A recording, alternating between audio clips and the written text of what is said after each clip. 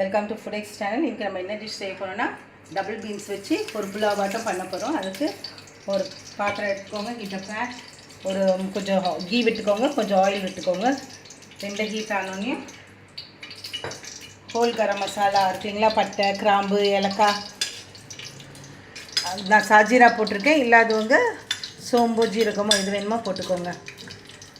Oil and ghee, finely sliced onions, whole garam masala,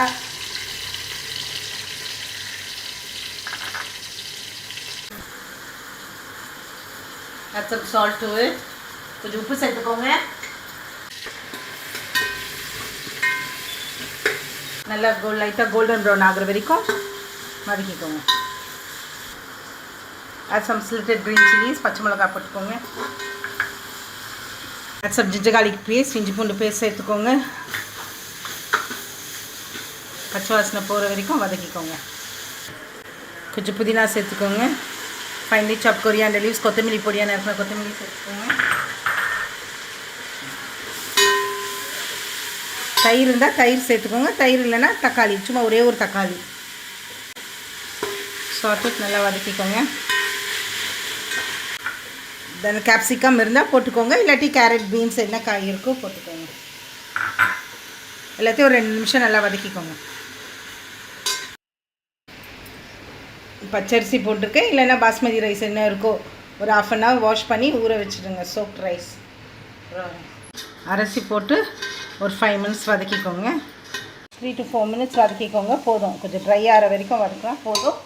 double beans salt போட்டு 6 to 8 hours ஊற வச்சு salt போட்டு வேக வச்சு எடுத்து வச்சுருக்கேன்.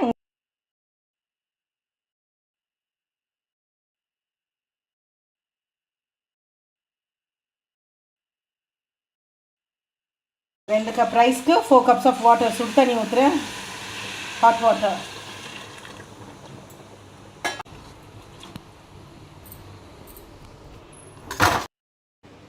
நல்லா கொதிச்சதும் க்ளோஸ் பண்ணிவிட்டுங்க. குக்கராக இருந்தால் ஒரு விசில் 10 minutes, நார்மல் பாத்திரமாக இருந்தால் ஒரு 15 to 20 minutes ஆகும். அப்படி லோ ஃப்ளேமில் வேகட்டும்.